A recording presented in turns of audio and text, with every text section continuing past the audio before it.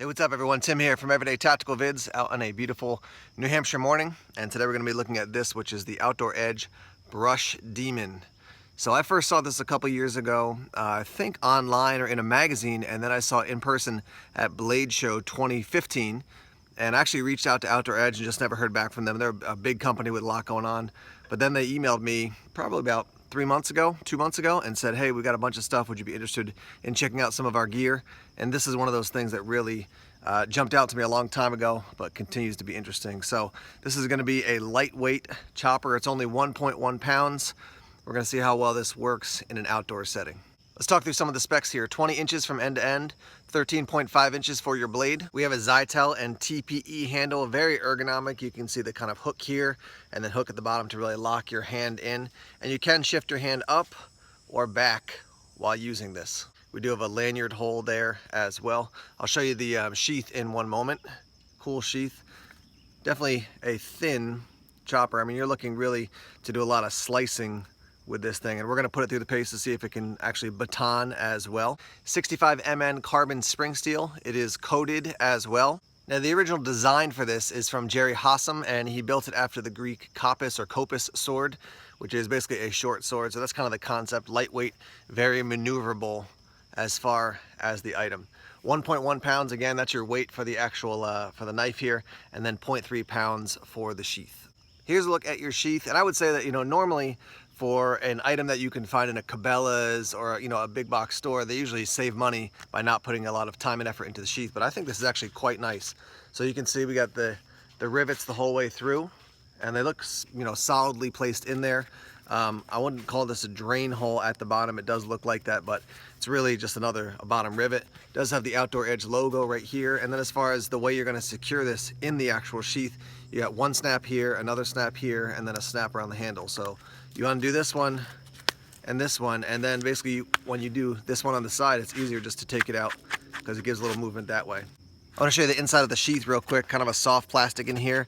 And then there's actually a foam liner that runs essentially down the back section here so that you're not going to cut up your sheath. I actually have another machete where it is ballistic nylon like this, but when I put it in, it just basically poked right through here at the bottom. So that's nice that they've actually put some time and effort into making this sheath really functional. Here's a look at it actually on my belt. Very easy to put on, and then when you want to take it out of the sheath, unsnap those three, and there you go, and then resheathing it. Simple enough to do. You could probably just snap one of those and you'd probably be secure, but you do have 3 connection points to make sure it's definitely not going to fall out. And you do have that freedom of movement, so as you lift your leg, it's not, you know, staying like that. It's going to move freely and like this as you're actually walking around or moving through the woods.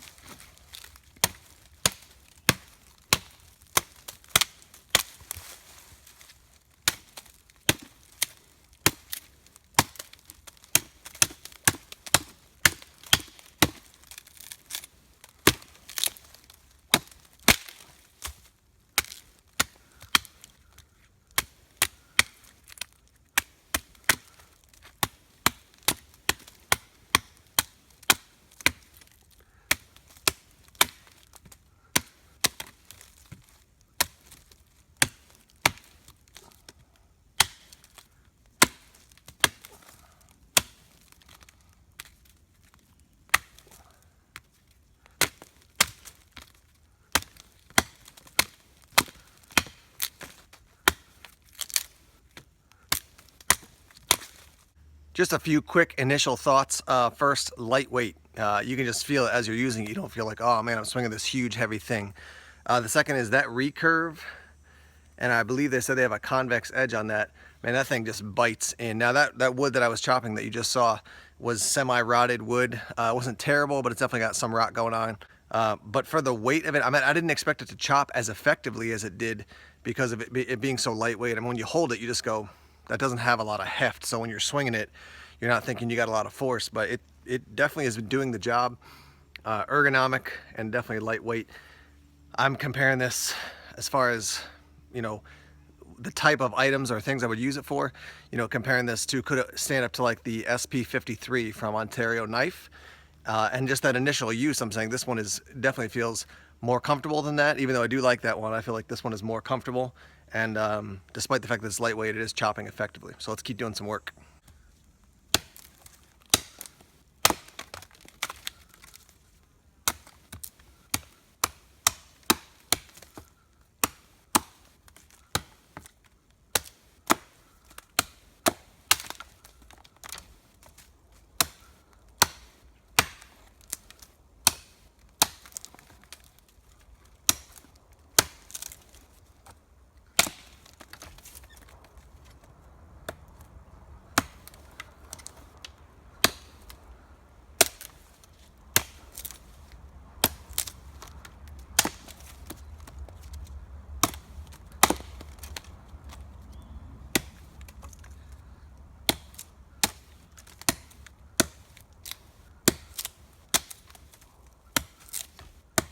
Here's a look at that point we made using the Brush Demon chopping, and now what we're going to do is choke up a little bit, get our finger in that choil, and see if we can do a little bit more detail work here.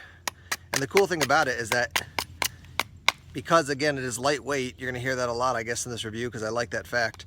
I can do this kind of work, you know, like with a large knife, but I can also, because I have control of it, just do these little chops like this as well.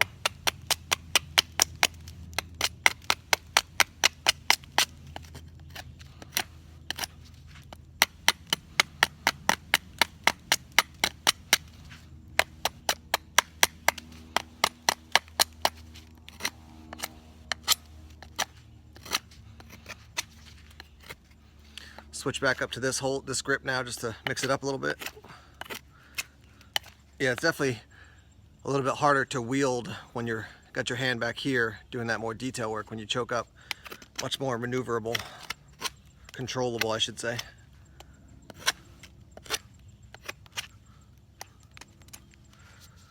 So you can see there now, we brought that to a much sharper point. Yeah, I wouldn't want to get stabbed by that thing. So that's what that looks like. Let's do a little bit more detail work now, actually work on a feather stick.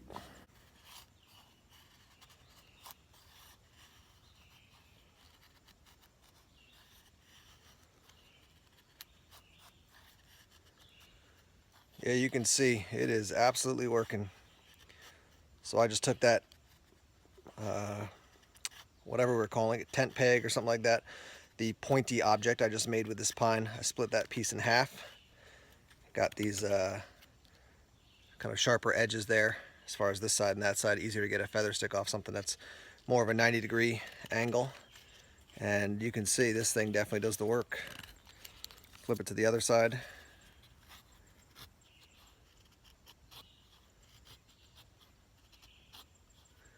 And of course, you're not expecting the blade this big to be as easy to handle as something, you know, like a 4-inch or 3-inch blade. It's just not. It's not going to do that, but you can still see I'm able to control it enough to get some of those little feathers. There's some on one side, there's some on the other. All right, let's do some batoning here. You can see this is just a small piece of wood that I got.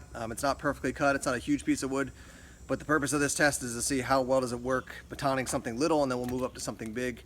And also realizing this is the type of wood right here that you're going to find in the woods. You're not going to find something that you would you know, buy in a cord of wood. So let's start with this one here. See if our baton actually lasts. So no problem for that. Let me just break this apart here. There's a piece. Certainly if it can do that size piece, it can do something half its size. So there should be no problem. Actually, this wood is super dry inside, so that would be great for getting a fire going or working on feather sticks, whatever it might be.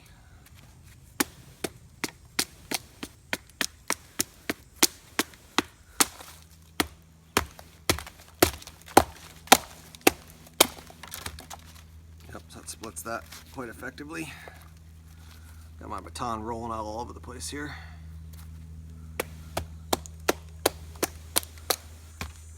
Yep. Do some more aggressive batoning here.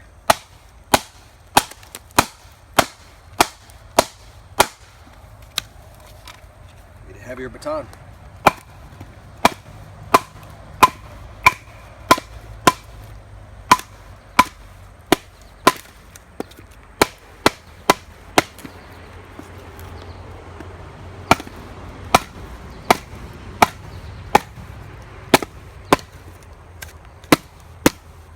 That is some seriously hardwood and dry wood.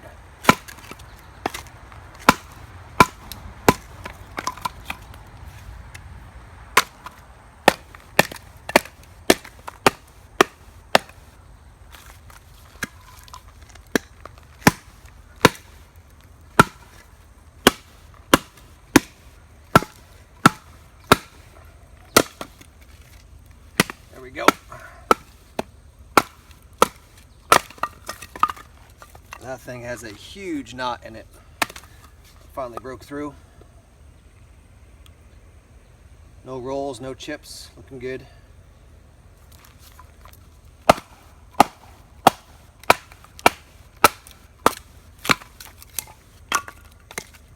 Yeah, I mean, that thing is just a huge knot in that piece of wood.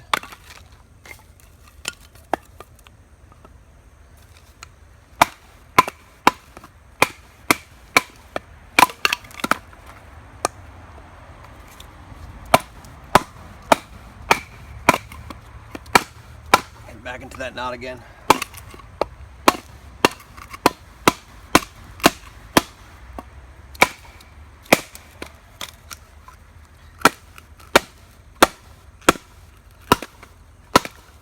Whew. There we go.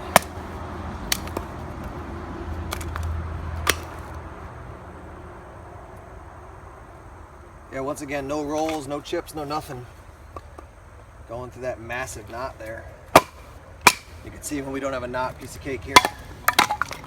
Super easy. This one's pretty knotty too. We'll try this one.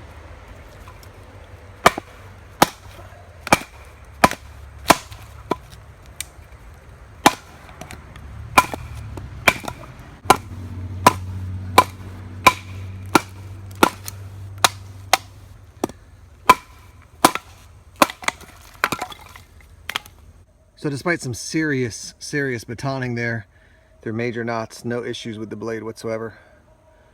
Nothing. So when it comes to cutting through brush, I'm not really thinking about things like, you know, weeds, tall weeds, goldenrod, stuff like that. I'm thinking of these saplings, tiny little things that are gonna block your path as you're working your way through the woods, as you're clearing out a camping area. So let's just hack up a bunch of these to show you how that works effectively on them. And there you go.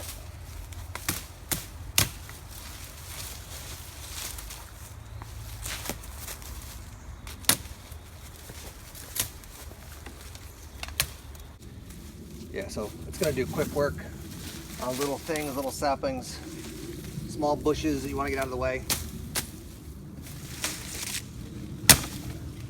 As you can see. Let's wrap up here talking about the Brush Demon from Outdoor Edge. You can see we have a little bit of wear on the blade, particularly this side. You can see it right here. So that black coating is wearing off, which is true for, I mean, the vast majority of any type of coating that you put on a knife. If you use it aggressively, it's going to eventually wear off. So what can I tell you about it? First, maneuverability is very high with this thing. I can understand that this was built or modeled after a sword, because even as I'm carrying it, I'm kind of going like this. It's easy to hang on to and to maneuver. You saw it did the detail work. You saw it did the larger work. So the fact that this thing is lightweight and so maneuverable. Look at me, I'm a ninja. All right. Anyhow, the fact that it's so lightweight and maneuverable is a major win for me. So my kind of standard when it comes to a chopper is the 3-dog knife Severance, and that came to me from Alaska, and it runs over $400. This one's going to run you about 50 bucks. Now that one's thicker. It is Elmax steel, so it's probably going to hold, not probably, it's definitely going to hold an edge longer. Some people don't like Elmax because once it gets dull, it takes quite a bit of work to get an edge back onto it. But again, you're talking $400 versus around $50, so way more money for the other one versus this. If you're looking for a budget chopping option, this could be a really good option to look into, the Brush Demon from Outdoor Edge. Another feature to consider if you're looking into something like a chopper, a machete, things like that, is the amount of flex that you have in a blade. I like this flex because as I'm, chopping into the wood, I can kind of pop those little wedges or those pieces of wood out. Some people don't want any flex. They want a 1/4 inch thick and they want just something you can bash through the wood with. For me, I like the amount of flexibility that this has, and that's, because of the steel they chose. It's a spring steel. So there's lots of different perspectives on how much flex people want in a chopper or machete like this, but for me, I like to have some flex like this in a machete. Now, some of you guys are probably like me, that when you see an item like this and you know that it's sold in big box stores like Cabela's or other sporting goods stores, you can be a little bit skeptical. But this thing did the job and did it well. And so regardless of where you buy it or, what type of store carries it, I think this thing, especially for the money, is giving you quite a good option. Now I'm going to put this through the paces in some longer term use, and as always, I'll report back to you and let you know what I think about it. But at this point, the Brush Demon, definitely a very viable option if you're looking for a machete type tool and you don't want to spend, a ton of money. $50, give or take, is quite reasonable, and I think you're getting a good deal. I also want to mention again that the sheath is really nice for this, compared to a lot of other sheaths for knives or machetes this big, and also the price point. They usually put no effort into the sheath. This one definitely looks like some effort was put in, and 3 fasteners to make sure that you don't lose your Brush Demon while you're out there in the woods. I want to give a shout out to Outdoor Edge for making this video possible. More videos, as always, are coming soon. Please check us out on all the relevant social media like Facebook, Instagram, Twitter, and Tumblr. And if you haven't done so already, please subscribe to Everyday Tactical Vids. Just click that red button, and then you'll be getting updates on different things that are happening here in the Everyday Tactical Vids community. Thanks for checking out the videos, and like I said, more coming soon. Take care.